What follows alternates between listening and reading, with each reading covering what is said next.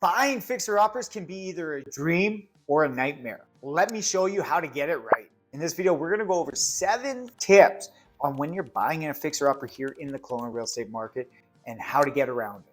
Hey everybody, it's Mark Kuntz here with Selling Kelowna Real Estate Group, helping you buy, sell, invest here in the Okanagan. If you are looking to do anything or you have any questions on the real estate market, sign up below for the weekly email to make sure you get and stay in touch. When we're talking about the budget, you're going to want to make sure before you get into the contract that you want to have an idea of what it's going to cost to do the renovations. If you haven't completed renovations in even the last 5 years or 10 years, renovations are getting more and more expensive. So budget wisely and make sure you're talking to qualified trades and not using the number you used 3 years ago or 5 years ago, because things are always changing. On top of this, when you're budgeting, you also want to account for some overruns, because where in the last time have you ever ran a renovation on budget, on time? Regardless of the situation, normally one of those two things is impacted. So always allocate a little bit more time and also allocate to your budget financially 10 to 20%.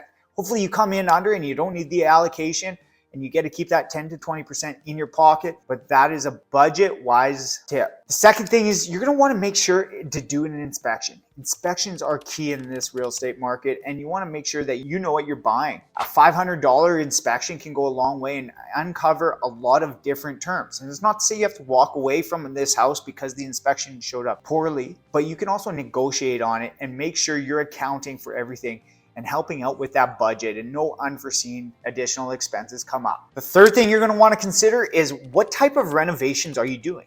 Are you doing cosmetic repairs, or are you doing something like fixing the foundation that is really a structural thing that you need within the home? Obviously, lean on doing the structural foundation and different renovations before you do any of the other cosmetic ones. So when you're looking at homes, differentiate, because even a foundation repair can cost tens of thousands of dollars, and you want to make sure you budget that wisely, because at the end of the day, future value, and without a good foundation, you're going to have nothing. Number 4, and this is the one thing you can really, this is real estate 101, is location, location, location. You've heard it before, and I'm saying it again.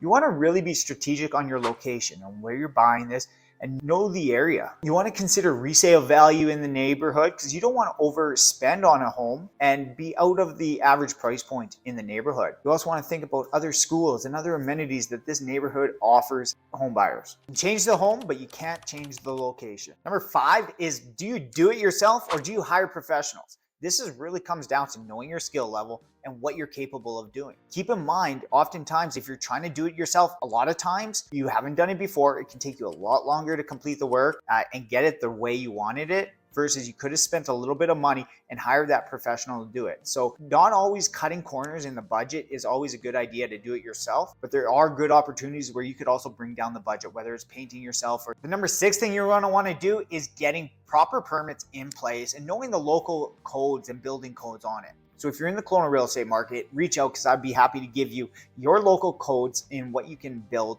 and what you can do without permits in the marketplace. We also have a guide that will give you the top 5 renovations to do when you're buying and selling a home. Whether you're buying it to live in it or buying it to renovate and then flip, there are options throughout the market. Number 7 is creating the timeline reality. So starting with number 1 and ending with number 7, the budget is the number 1, but also affecting the budget is going to be the timelines. You're going to want to make sure you're setting the proper timelines in the marketplace, because I haven't really met any renovations, especially in this market with lack of trades and not a lot of abilities to be able to hit the actual timelines. So very often we're seeing delays in homes coming onto the market, especially if it's a new build or if it is a renovation and you're looking to sell it right after the renovation is completed. There are expected deadlines coming in and timelines, so be aware of that, and also factoring in the timing of those timelines, because if you're rushing to finish it before Christmas, it might be better just to hold off and wait until the spring market to be able to capture whoever is buying in the marketplace. It also comes down to knowing your location and demographic of who you're doing the renovation for. And that brings me to a bonus number 8 is just knowing and not overbuilding. And you want to know what the demographic is. You're also going to want to know who the future buyer is going to be and really accommodate and make the renovations suit them. Also, if you are living in it while doing the renovation, be okay living in the home if it is renovated. If you're happy and it doesn't end up selling for the price you're looking for, because maybe you went overboard and maybe you spent a little bit too much and it doesn't make sense to sell it at this price at a lower price point, but the market isn't willing to pay that price right now, be okay to live in that property for a year or two until you're in a better situation or the market has changed and now you got those prospective buyers